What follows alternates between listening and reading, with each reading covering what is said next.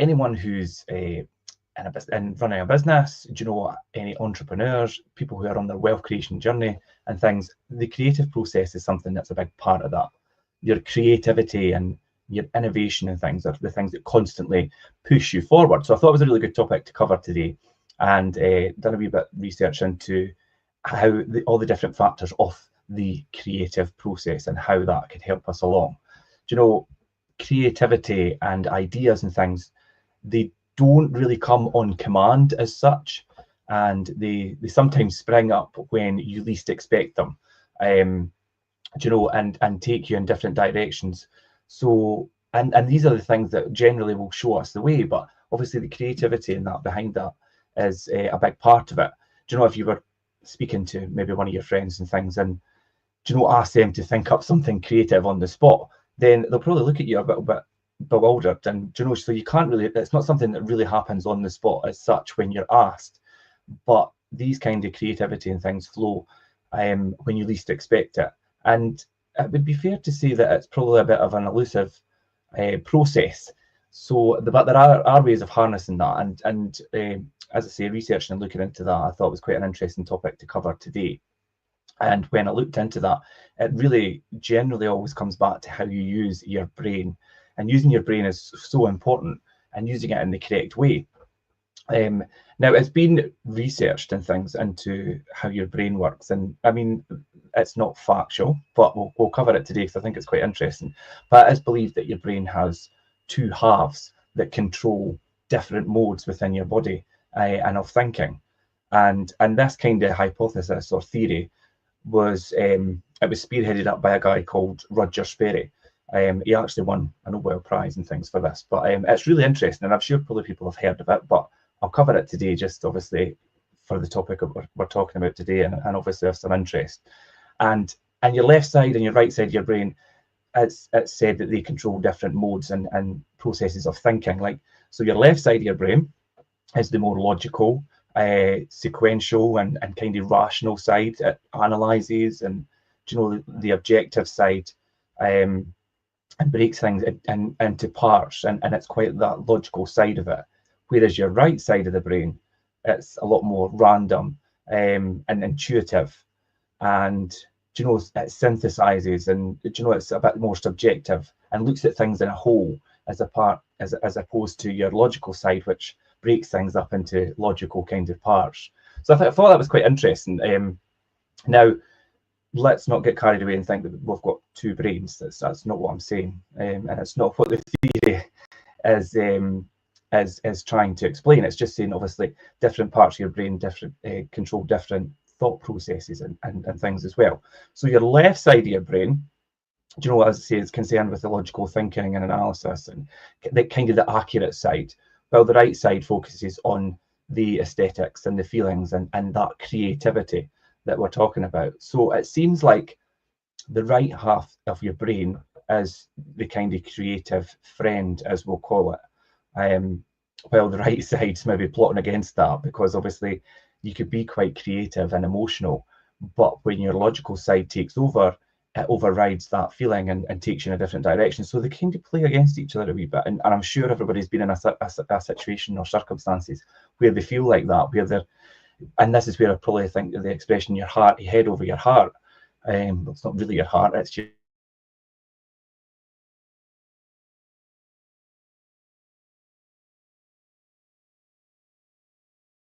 interesting topic.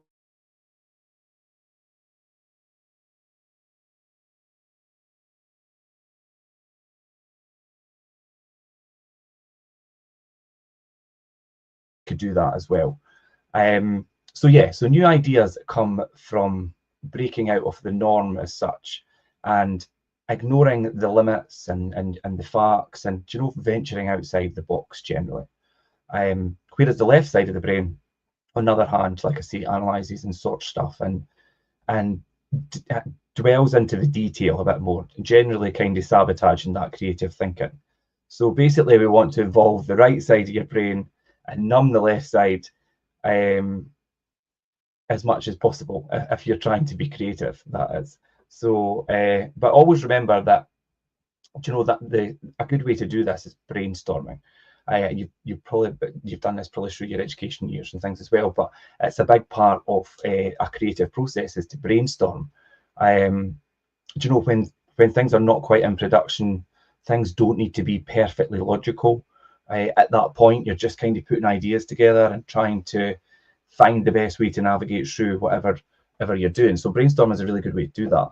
Do you know, it's a good way of extracting stuff from your brain, because you're just randomly putting things down that you think are relevant, and then you could discount things and then think, oh, that's good. So it's just basically pulling all of that stuff out of your brain. And it gives you a bit more of a tangible kind of medium to work with, rather than everything being in your head. It's down, everything that's in your head is down on paper as such. And then you could find that kind of, maybe that seed or that idea that will, do you know, that'll pull things together, or think, right, this is where we're going to go and this is what we're going to lead with. And the trick is to teach yourself to ignore the rules and the conventions, or the must be things that your logical side of your brain will probably push you to think about all the time. So even if, I mean, a lot of the time, even if you don't have a clue what you're doing, you can't escape your unconsciousness, and it does move in kind of mysterious ways, and affects you in kind of mysterious ways as well. So your brain's a really powerful thing, but not everybody's quite sure how it completely works. So, do you know, that's what I thought was a good topic for us to go through today and talk about in a wee bit more depth if we could. As I say, this is just, obviously, I have looked into this with some information I've pulled from online and things as well, and credible people from previous that have put together this information, and I thought it'd be quite good to pull it out and have a wee discussion about it. But do you know, after a while, nice ideas do start to surface when you start brainstorming and things, and it might not happen right away. Do you know, people go through a whole process and feel like they're just treading water, or not even getting anywhere. But you need to train your brain to kind of sort your thinking process. Especially if you're a lot of people are a lot more logical than they are obviously creative, and a lot of people are more creative than they are logical. Do you know? And it's hard to find that happy medium. But do you know, if you keep at it, it should help you to eventually get to where you're going, and find the right ideas to help propel you forward. Do you know, good ideas, they say, if good ideas were cheap, we would all be rich, as I think the saying goes. So, do you know, they don't just come to you on the spot. You need to really sometimes brainstorm and go through that process. And then in time, you'll have a bunch of ideas. Some might work, some you might shred, but it's all part of the process. And I think that's the important thing. And if you're going through that process of, you know, brainstorming and trying to pull ideas together, it can sometimes become a wee bit overwhelming and think that you're not making any headway or getting anywhere with where you want to be. So always remember, it's fine to maybe just stop, take a step back, especially when you're brainstorming for a while and you need to kind of take a step back and let things settle in your mind. If you go too fast, you know, you make mistakes, and you could go completely off track. Do you know, I know people that are so busy in their lives and work so hard, and don't take times for things like sleep. And sleep's a big thing. If you don't get enough sleep, your brain won't function the way it should. And sleep is an excellent way to kind of just recharge. And that's where they're saying, you know, sleep on it, and think about it tomorrow. And always, if I'm trying to think about something, or find the answer for something, or maybe the best way to approach something, the worst things to do is to go in hastily and respond or deal with it straight away. Think, right, okay, I'll come back to that. Have a wee think about it. Right, okay, I'll come back to that tomorrow. I'll sleep on it. Do you know? And while you're sleeping, your subconsciousness will go through all the information from that day or from the previous day or whatever. Do you know, everything that's assembled, and it will sort through it and kind of chew through the stuff that, and you won't even realize that you are, because you'll sleep on it, wake up, and when you wake up the next day, you're like, that's the answer. And I'm sure it's happened to a lot of people, and it definitely has happened to me. Do you know, if you've got something as well, it's like they say, put it in a box and come back to it. Even physically write it on a bit of paper, put it in a box and come back to it. And when you read it again, or come back to that issue, you will probably immediately have the answer, because you're subconsciously working on it out with with your normal, obviously, thought processes. So when you wake up the next morning after sleeping on something, you do usually have things figured out, and it's a really good way to do that. So sleep, that just demonstrates how sleep is so important.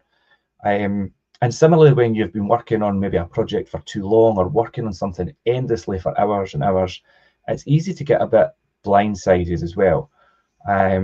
Sometimes it's not quite right that you just figure out what it is, or you just can't figure out what it is, should I say. But another scenario in that is you think it's possibly, maybe it's perfect, and then release it, and then after a couple of days you find out you need to sort some real big mistakes because you've went in too quickly, and then it would probably make sense in hindsight. And hindsight's a great thing.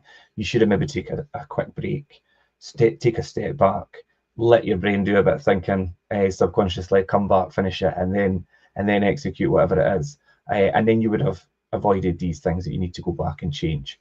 So I think that's a wee bit of an example of how to really approach some things in your creative process, and taking that time to take a step back, let your brain breathe, as I would say. But yeah, I think it's quite a good approach to think about your mind in two halves, the logical and the creative kind of side. And I think it is definitely something that people will experience that plays off each other. Now, I was going to cover today, to go hand in hand with the whole brainstorming and brain process, that the 5 stages of the creative process. Now, not my 5 stages, obviously I took this from someone else a lot more experienced than myself, from the techniques and preceding a technique of producing ideas. It's a book where I took it from. And in 1940, an advertising executive named James Webb Young published this book, and this is where I got the 5 stages of creative process from. And I thought it was really relevant to what I wanted to cover today. And as I say, a technique for producing ideas. If you want to get the link to that book, I'll be happily share that. It's on Amazon, you could find it. It's quite good, and it's called A Technique of Producing Ideas. And it's kind of like a guide. And in this guide, he has made a simple but profound statement about generating creative ideas. Now, according to Young, innovative ideas happen when you develop, new combinations of maybe old elements. And in other words, creative thinking is not about generating something new from a blank slate, just from completely, but rather than taking what is already present and combining those bits of things and pieces in a way that has not been done previously. So a lot of people think, creative ideas and coming up with something has to be completely brand new. But really, why not take something that's already maybe in your mind or already out there and make it better, or look at ways to make it better? Most importantly, I think it's the ability to generate new combinations, and that hinges on people's ability to see the relationship between different concepts and things as well. And he really delves into it in this book, and it's quite a good, as I say, it's a guide. And if you could form a new link between, older ideas, then you've ultimately done something creative. And that's a really good way to look at it, rather than thinking I need to think of something completely new off the slate that no one's ever thought about before, because the chances are somebody's probably thought about most things before, maybe just not in the way that you do. So that is a really good way to be creative, is to develop and work on something that's already there. Young believed that this process of creative connection, as we'll say, always occurred in 5 steps, and that's the 5 steps I was going to cover with you today. The first step is general new material. Now, at first, you learn during the stages, you focus on one thing, as learning specific material directly related to whatever your task is. And then secondly, learning general material by becoming fascinated with a wide range of different concepts. So that was the first thing. So generating new material, as I say, which can be done. But then the second thing was thoroughly work over what material you have in your mind. And this is where we talk about brainstorming and things. And during that stage, you'll think about examining what you have learned by looking at facts from maybe different angles and experimenting with fitting various ideas together. Do you know? And that's what I was saying about looking at combining bits and pieces in the best way. So yeah, so thoroughly working through that material, and that is definitely the brainstorming stage and how everything marries up together. The third step was to step away from your problems, and that's the taking a step back thing. You know, you put the problem completely out of your mind and go and do something else. Maybe something that maybe excites you, energizes you. You know, whether you go to the gym, whether you go exercise, or whether it's just socializing or spending time with your family, or something that completely takes your mind off it. Or indeed, as I say, go away and sleep on it. But take that step back from whatever the problem is or whatever the challenge you're looking at in that creative process. And when you come back to it, you should have a lot better perspective and probably the answer more than likely. Number 4 is let your idea return to you. At some point, but only after you've really stopped thinking about it, your idea will come back to you with, you know, that flash of insight and that kind of renewed energy. And you'll kind of be recharged and a completely new focus on the topic. So let it return to you. Don't force it, I think, is probably the best thing to say with that point. And you should be able to have a completely fresh outlook on that. The 5th one is to shape and develop your idea based on feedback. Feedback's so important in anything that you do. Do you know, whether you're in business, whether you're doing things on a personal level, do you know, even if you're on a fitness journey, do you know, to get feedback from somebody that's a lot more successful in what you're doing is so important in order for you to develop and hone your skill to make it better. For any idea to succeed, you must release it into the world and see what feedback you get. And sometimes a lot of people could shy away from that, but you really need to submit it to the world for criticism, basically, and adapt it as it's needed. Because the only way you're ever going to really find out is to put it out there. And I think the saying "done is better than perfect" is probably a good one to associate with this. Some people try and perfect things so much that they take so much time it never actually gets put out there. But once you put something out there, get a bit of feedback, maybe do some changes, and you know, and it's really honing that skill and that product or service or whatever you're trying to provide. You need to get feedback, and that's why customer feedback and things when you're in business is so important, because you don't know you're doing a good job until somebody tells you that the service you're doing is what they were looking for. Now, you're never going to please everybody. I'll always be aware of that. But generally, if you're getting the right feedback, then it's good. And if it's criticism, use it constructively. And I think that's the most important thing. Feedback is really great. So yeah, the 5 stages there. So generate, gather new material, thoroughly work through your material in your mind. Always take that time to step back from your problem or whatever and come back to it. Let the idea then return to you is number 4. And number 5 is to shape and develop your idea based on the feedback. Feedback, as I say, is one of the most key important things there. So yeah, I hope a lot of people will kind of resonate with what I'm talking about and relate to that creative process, and especially how your mind plays against each other from these 2 sides, as we say, the logical and creative side. And this whole creative process, and it's so important to anybody that's trying to be successful and generate something that's worthy of their time and their effort, and any line of work that you're doing, you know. And if you're trying to build wealth and you're on that journey, then this creative process is so important, and that feedback for what you're doing is really important as well. Just to kind of break it down, obviously the creative process in short, I'll call it. I mean, the creative process acts, and the act of that is making new connections between old ideas, as I said. And we could say creative thinking as maybe a task of recognizing relationships between different concepts, like what Young demonstrates in that book. As I say, a technique of producing ideas. The book from James Webb Young is really quite a good read, and as I say, it's a good guide for anyone who is in that creative process stage of any kind of business venture, that it's worthwhile. And I could put the link in the comments for that book. As I say, it's on Amazon. But yeah, so recognizing that relationship between the concepts and things. One way to approach creative challenges is by following these 5 steps that Young covers. And as I say, gathering material, intensely working over the material in your mind, stepping away from the problem, allowing the idea to come back to you quite naturally, and testing your idea in the real world. And it's the best way. And then you could adjust it based on the feedback. It really is the best way to find out if what you're doing is what you need to be doing. And I won't say the right way to do it, but it's what you need to be doing to attract and please your target audience as such. That's a really important thing of business and any creative process.